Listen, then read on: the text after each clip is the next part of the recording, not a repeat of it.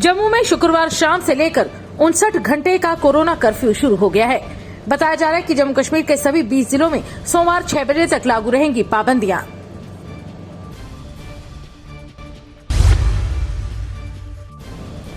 शराब की दुकानें खुलने के साथ ही कोरोना नियमों की सरेआम धज्जियां उड़ाई जा रही हैं।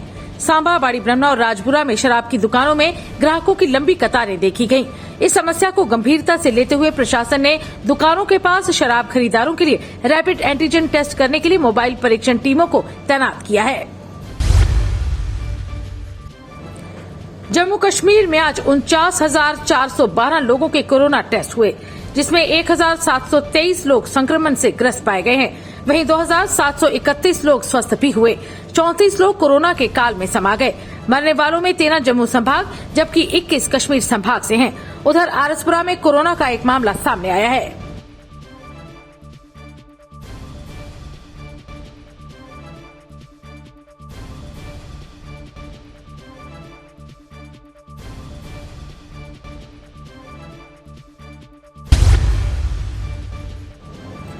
जम्मू कश्मीर के पुलिस महानिदेशक दिलबाग सिंह ने शुक्रवार को सोपोर का दौरा किया। उनके साथ आईजीपी कश्मीर भी थे। इस दौरान डीजीपी ने पुलिस अधिकारियों से सुरक्षा व्यवस्था पर चर्चा भी की। सरपंच एसोसिएशन ब्लॉक आरसपुरा के सरपंचों की बैठक कस्बे के गांव ब्यासपुर परला में आयोजित की गई, जिसमें सरपंच एसोसिएशन के प्रधान राजेश चौधरी सहित कई सरपंचों ने भाग लिया। इस मौके पर सरकार द्वारा जनहित से जुड़ी समस्याओं को संबंधित विभाग के अधिकारियों को बताए जाने पर ठोस कदम न उठाए जाने पर कड़ी आलोचना की। राजेश चौधरी ने कहा कि सरकार सरपंचों की सुधरे ताकि पंचायत प्रतिनिधि मजबूती के साथ काम कर सकें। आज हम ब्लॉक आरसपुरा से सभी सरपंच इकट्ठे हुए हैं। जो हमारे मुश्किलें पेश आ रही हैं, जो विभाग हमारे रूरल डेवलपमेंट डिपार्टमेंट जो हमारे साथ जो बात का अपना विभाग हमारे से जो बदसलूकी कर रहा है, उसके बारे में विचार विमर्श करने के लिए सबसे पहली बात तो यह है कि हमें ये बताया गया था कि टेंडर सिस्टम होगा और उसमें पंचायत के नुमाइंदों को ही, पंचायत का अगर कोई रेजिडेंट है तो वही टेंडर भर सकेगा। लेकिन हमारे आरसपुरा ब्लॉक में ऐसा नहीं है। कोई भी कहीं से भी चल के, जम्मू से भी लोग आके टेंडर भर रहे हैं। पता नहीं उनको कौन देता है, वो अपना सर्टिफिकेट भी कौन दे देता है। यहाँ रिहाइश का जो कि कभी इधर देखे नहीं गए वो भी कर रहे हैं। जो वर्तमान में जो हमारे चीफ सेक्रेटरी महोदय हैं, ये थोड़े दिन पहले चीफ सेक्रेटरी से पहले सेक्रेटरी फाइनेंस थे, तो उनके टाइम में उन्होंने एक आर्डर निकाला था कि पंचायत के लोग ही काम करवाएंगे और अगर कोई टेंडर नहीं पड़ता तो रेजोल्यूशन डाल के उस पंचायत के लोग इस काम को करवाएंगे। लेकिन समझ में नहीं आता कि ये जो हमारे अधिकारी हैं, इसमें जो खासकर जो इंजीनियरिंग डिपार्टमेंट के जो हमारे रूरल डेवलपमेंट में हैं, एक्सीएन साहब, वो उन्होंने उनके आर्डर को भी नल एंड वाइड करके अपनी मर्जी से ही डबल स्टैंडर्ड अख्तियार कर रखा है। यहाँ पे ओपन कर दिया, कोई भी आगे टेंडर भर सकता, जबकि हमारे पड़ोस में स्टेटगढ़ ब्लॉक में ऐसा नहीं है। वहाँ पर ब्लॉक लेवल पे, अपना पंचायत लेवल पे हुआ। तो ये इस चीज़ का संज्ञान लिया जाना चाहिए। सरकार से हम निवेदन करते हैं कि जो दोषी अधिकारी हैं उनकी जांच हो और उनके विरुद्ध कोई उचित कार्रवाई की जाए। ऐसे दूसरा बात जो है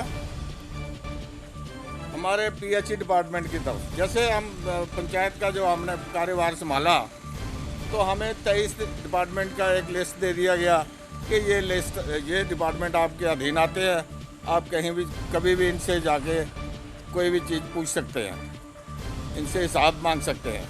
लेकिन जब देखने में आया है कि हमारे गांव में पिछले 10 दिन से हमारे एक गांव को पानी नहीं मिल रहा था, उनका बाल ख़राब था। जब मेरे पास रिपोर्टें आई, मैंने वहाँ के जो टेक्निकल स्टाफ है उनसे पूछा तो कहने लगे जी हमारे पास जो है बाल नहीं है। अगर विभाग हमारे बाल दे दे तो हम वो बाल को जो है लगा के लोगों को पानी सप्लाई कर सकते हैं। मैंने इस उपलक्ष्य में अशोक कुमार शर्मा, हमारे जो नए AW साहब आए, उनको फ़ोन किया तो उन्होंने बोला ठीक है हम देखेंगे, हमारा वो कोई टेंडर सिस्टम होता है जो ठेकेदार देगा तो हम लगाएंगे। लेकिन साथ ही साथ उन्होंने जो हमारा वहाँ का टेक्निकल जो स्टाफ का जो वहाँ का लड़का था उसको थोड़ी देर में फ़ोन किया कि तुम जो है कल से जो है आरएसपुरा में आके रिपोर्ट करोगे।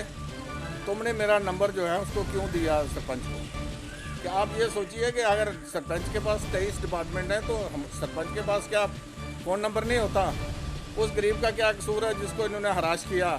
और सरपंच साहब ने बोला कि टेंडरिंग के बारे में और PHE डिपार्टमेंट के बारे में, मैं उनसे अलग सोशल वेलफेयर डिपार्टमेंट के बारे में बोलूँगा, क्योंकि सोशल वेलफेयर डिपार्टमेंट जो यहाँ पे CDPO थे वो ट्रांसफ़र हो चुके हैं, उनकी जगह एडिशनल चार्ज मिला है शाहिद मुगल जी को।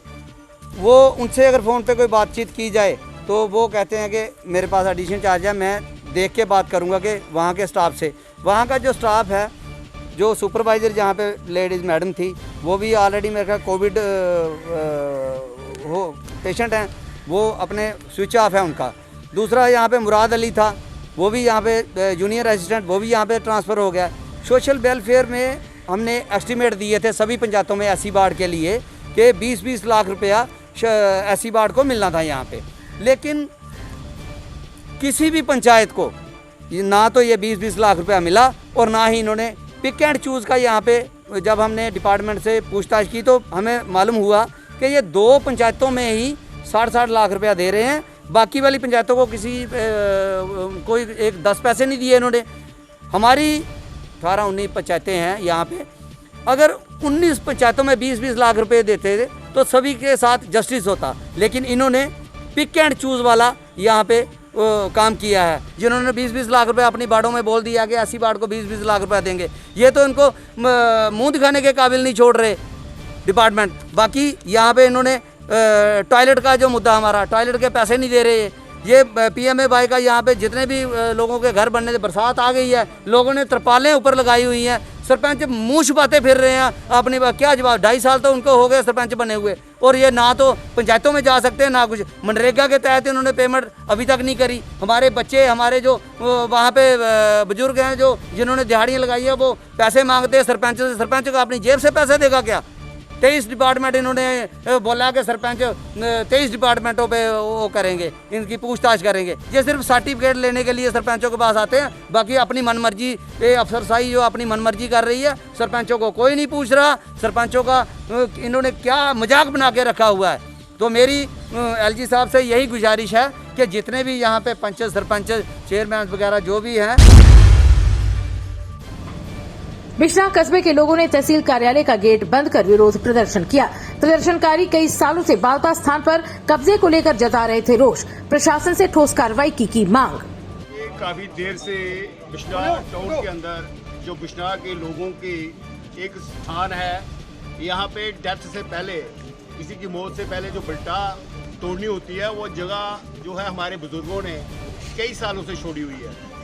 और इस एक आदमी है वहाँ पे जो जिसका आ रहा है वहाँ पे, उसने उस जगह को कैप्चर कर लिया है। पिछली बार म्यूनसिपैलिटी ने उस जगह को बनाया था और उस पर शायद इनके 1 लाख रुपया तक का खर्च हुआ था। यहाँ पे बिल्टा तोड़ी जाती है और हमने पीछे तहसीलदार साहब और उनके जो डिपार्टमेंट है उसको, रेवेन्यू डिपार्टमेंट, उसको कहा था तो तब इन्होंने निशानदेही वहाँ जगह की थी। इन्होंने खुद ही हमें बताया कि 10 मरले जगह जो है उसकी ज़्यादा है, क्योंकि उसने जो जगह खरीदी हुई है वो सिर्फ 13 मरले है। इस वक्त मौके पर जो जगह है वो 10 मरले ज़्यादा है। लेकिन मेरे को समझ नहीं आ रहा, इस कोरोना महामारी में यहाँ पे लोगों को परेशान किया जा रहा है। हम नहीं चाहते कि लोग यहाँ इकट्ठे किए जाएं और कोरोना को बढ़ावा दिया जाए, लोगों को नुकसान हो। ये एडमिनिस्ट्रेशन बिश्नाह के लोगों का इम्तिहान ले रहा है। जिस तरह से इनकी नालायकी सामने आ रही है, जिस तरह से ये काम कर रहे हैं, एक दूसरे पर ठीकरा फोंक रहा है कि ये मेरी ड्यूटी नहीं है, मेरी ड्यूटी नहीं है। हमारी 17 साल उम्र हो गई है, क्या हमें नहीं पता किसकी ड्यूटी है? तहसीलदार जिम्मेवार होता है। तहसील यहाँ पे बिश्नाह टाउन के अंदर या पूरी तहसील के अंदर उसकी